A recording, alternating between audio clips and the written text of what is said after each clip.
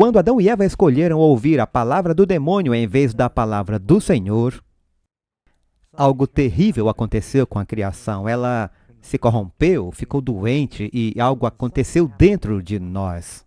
Deus fez o homem originalmente motivado pelo amor. Após o pecado, a agulha da bússola foi quebrada. Em vez de apontar para longe de si mesma em amor a Deus e aos outros, ela girou e apontou para si mesma. O homem passou a se preocupar com a adoração a si mesmo em vez de adorar a Deus. Sua adoração se voltou para dentro em vez de para fora. E essa é a fórmula da autodestruição. E cada filho de Adão e Eva, desde aquele dia até hoje, temos esse problema crônico do pecado do egoísmo. Simples assim.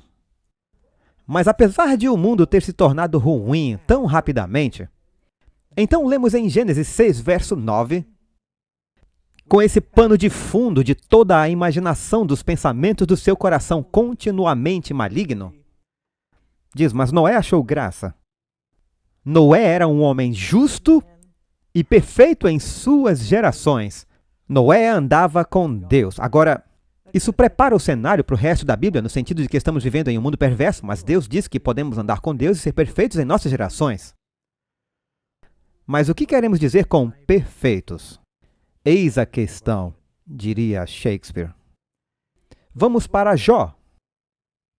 No livro de Jó, capítulo 1, primeiro versículo, não é preciso ir muito longe, ele diz: havia um homem na terra de Uz, cujo nome era Jó, e esse homem era perfeito e íntegro, temente a Deus e que odiava o mal. Perfeito. E depois temos 42 capítulos dedicados à experiência desse homem perfeito e íntegro, que tem 3 amigos não tão perfeitos. E seus amigos lhe dizem que a razão pela qual ele está passando por todos esses problemas é porque havia pecado em sua vida. E ele diz, acho que não. Eu tenho seguido o Senhor. Ele estava convicto disso e no final do livro o Senhor diz que Jó estava certo e seus amigos estavam errados. E ele diz, Jó, ore por seus amigos. Um homem santo, íntegro e perfeito. Então você descobre que, seja qual for a perfeição que Noé ou Jó tivessem, é possível uma vida piedosa em um mundo perverso. Mas parece que isso é muito raro, o que pode ser desanimador. Agora, na mensagem de hoje, quero dizer a verdade, eu vou dar muitas passagens e quero encorajá-lo. Porque quando lemos coisas como estas, aí vem. Prepare-se para o impacto. Jesus diz em Mateus 5, verso 48, no final do capítulo 5, quando ele está fazendo o Sermão da Montanha, sede vós, pois, perfeitos. Não só perfeitos. Não confunda, ele está dizendo você ser perfeito como seu Pai no céu é perfeito. Ou seja, perfeitos como Deus. Agora, você já deve ter lido isso antes e simplesmente jogado a Bíblia para o alto e dito, eu estou acabado. Como eu vou conseguir ser perfeito como Deus? Na verdade, por que não fazemos uma pesquisa com o público aqui só para ver se o que eu estou pensando está certo? Quantos de vocês aqui acham que são tão perfeitos quanto Deus? Queremos ver suas mãos, por favor. Estamos todos condenados. Alguns aqui ainda parecem ter alegria, mas não acreditam que são tão perfeitos quanto Deus. O que Jesus quer dizer com isso? Portanto, sejam perfeitos. Bem, eu chegarei à resposta um pouco mais tarde, portanto, fique comigo. Para começar, eu acho que precisamos definir o que significa a palavra perfeito em inglês. É um pouco diferente. A palavra perfeito significa algo completamente livre de falhas ou defeitos, com todos os elementos necessários ou desejáveis, qualidades ou características, ou o mais próximo possível dessa condição. Notaram essa parte da definição? Completamente livre de defeitos, ou o mais próximo possível disso. Agora, em grego, a palavra para perfeito, é claro, em hebraico e grego, no Novo Testamento e no Antigo, é teleios, e significa inteiro, sem mácula, completo ou perfeito. Em hebraico é a palavra tom ou tamim. E significa ser inteiro, integridade, verdade, sem mácula, completo, perfeito, sincero ou sinceridade, sadio, sem mancha, imaculado, íntegro, completo. Essas são as palavras que a Bíblia usou para Noé e para Jó. Agora a Bíblia deixa isso claro. Vamos falar sobre o padrão de perfeição. Deus é perfeito. Será que existe um padrão melhor para medir? Quem poderia ser o mais perfeito? Podemos ler em Salmo 18:30, Deus é perfeito em seu caminho. Jó 37:16. Tens tu notícia do equilíbrio das grossas nuvens e das maravilhas daquele que é perfeito nos conhecimentos. Deus sabe tudo. Se não soubesse, seria incompleto ou imperfeito em seu conhecimento. Falando de Jesus, 1 Pedro 2:2, o qual não cometeu pecado, nem na sua boca se achou o engano. Hebreus 5:9, e tendo sido aperfeiçoado, tornou-se o autor da salvação eterna para todos os que lhe obedecem. É aperfeiçoado. 2 Coríntios 5:21, aquele Jesus que não conheceu o pecado, o fez pecado por nós, para que fôssemos feitos justiça de Deus nele. Cristo estava se oferecendo para trocar sua perfeição por nossa imperfeição. Mas ainda há muitas perguntas. Essa pode ser uma mensagem de duas partes. Eu verei até onde eu vou chegar e observarei a sua expressão e verei se ainda tenho vocês depois de alguns minutos. Uma pessoa pode se alimentar em excesso mesmo com a melhor comida. Pode entrar em um coma alimentar. Quero ter certeza de que não estou forçando demais para ninguém. Eu vou me preparar para cerca de 15 passagens aqui. Eu disse que seria baseado na Bíblia. A Bíblia deixa claro de capa a capa que temos um problema crônico com o pecado. Quantos já sabiam disso? Sentimos isso todo dia. A Bíblia nos diz em Gálatas capítulo 5 que há uma guerra contínua entre o espírito e a carne. Entre o que sabemos que deveríamos estar fazendo e a natureza carnal. Romanos capítulo 3:23. Pois quantos pecaram? Todos pecaram, com exceção de um, que já está definido quem é. Todos pecaram e destituídos estão da glória de Deus. Gênesis 8:21. Então o Senhor disse em seu coração, nunca mais amaldiçoarei a terra por causa do homem, embora a imaginação do coração do homem seja má desde a sua juventude.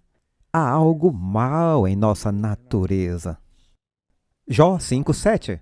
O homem nasce para o problema, assim como as faíscas voam para cima. É quase como se você jogasse lenha no fogo, mas as faíscas não descem, elas sobem com o aumento do calor. 1 Reis 8:46. A propósito, esse versículo idêntico está em 2 Crônicas 6:36. Salomão está dedicando o templo. Ele está falando sobre as pessoas que oravam no templo, e ele disse, quando elas pecarem contra ti, observem, ele não disse se. Ele disse, quando eles pecarem contra ti, pois não há ninguém que não peque. Salmo 90, verso 8. Puseste diante de ti as nossas iniquidades, os nossos pecados ocultos à luz da tua presença. Salmo 40, 12. As minhas iniquidades me alcançaram, de modo que não posso olhar para cima. São mais numerosas que os meus cabelos. Por isso, meu coração me desmaia. Salmo 130, verso 3. Se tu, ó Senhor, marcasses as iniquidades, ó Senhor, quem poderia subsistir? Mas contigo há perdão, essa é a nossa esperança. Amém? Para que tu sejas temido. Salmo 143, verso 2. Não entre em juízo com teu servo, porque à tua vista ninguém vivo é justo. Acho isso bastante abrangente. Provérbios 20, verso 6 e verso 9. Mas quem pode encontrar um homem fiel? Quem pode dizer, limpei meu coração, eu estou puro de meus pecados? Acabamos de fazer uma pesquisa e não encontramos ninguém aqui. Eclesiastes 7:20. Pois não há homem justo na terra que faça o bem e não peque. Eu não vou dar todas as passagens, mas a Bíblia diz na boca de 2 ou 3 testemunhas, está bem claro que as pessoas têm um problema com o pecado. A questão é, podemos superá-lo? Romanos 3, de 9 a 12. O que, então? Somos melhores do que eles? De forma alguma, ele está falando das pessoas do Antigo Testamento. Pois já anteriormente declaramos que tanto judeus como gregos, judeus e gentios, todos estão debaixo do pecado, como está escrito. Citando agora do Antigo Testamento, não há ninguém, a propósito, esse é o Salmo 14, não há um justo, não conheço nenhum. Não há ninguém que entenda, não há ninguém que busque a Deus. Todos eles se desviaram.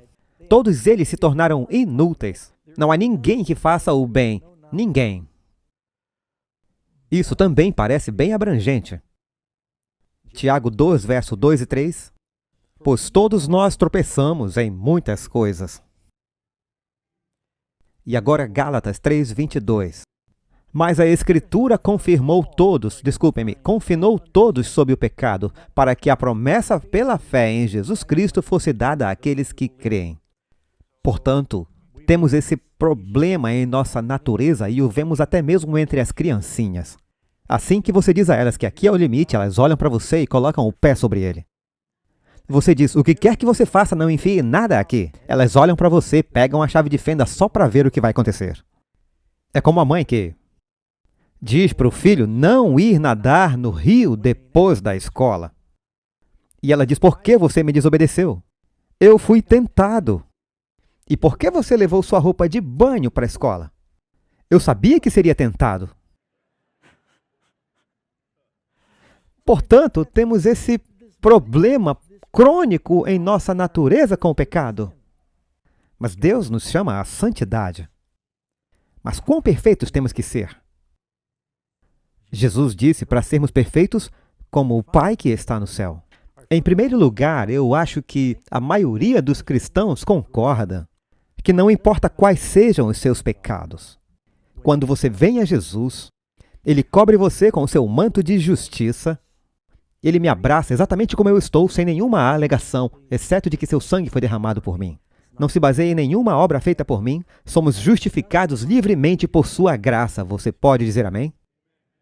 Eu estava dizendo a Karen, você fez um bom trabalho aquela vez, mas há outras vezes em que você não se saiu tão bem. Eu pensei em usar um botãozinho eletrônico. Um botão para quando você pedir para alguém fazer alguma coisa e ele não quer fazer, ele diz, não posso fazer isso, não me incomode, eu estou ocupado. Eu pensei num botão do amém.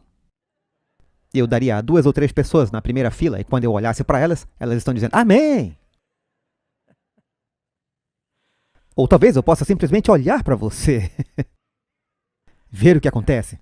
Somos justificados, concordamos. Hebreus 10, 14. Porque por uma única oferta ele aperfeiçoou para sempre os que estão sendo santificados. Observe. Somos justificados, aqueles que estão sendo santificados. Agora, eu lembro de que quando comecei a frequentar a igreja, eu ouvia os pastores usarem essas palavras grandes que não usamos no dia a dia. Justificação, santificação e glorificação. E eu ficava imaginando o que isso significava. Então, só para constar, justificação significa que você vem ao Senhor pela fé. Você confessa seus pecados e se arrepende. Ele o abraça e o perdoa. Dá a você a dádiva da perfeição. Seu registro está limpo, como se você nunca tivesse pecado. Muito bem, isso resolve o problema do pecado passado. Agora, o que eu faço hoje, no resto do tempo e amanhã, quando eu for tentado? Agora entramos no processo de santificação. Aprender a ser um santo. É santificação. Observe a palavra processo. Você verá que Isaías diz, aprenda a fazer o bem. Cesse de fazer o mal. Há um aprendizado envolvido aí.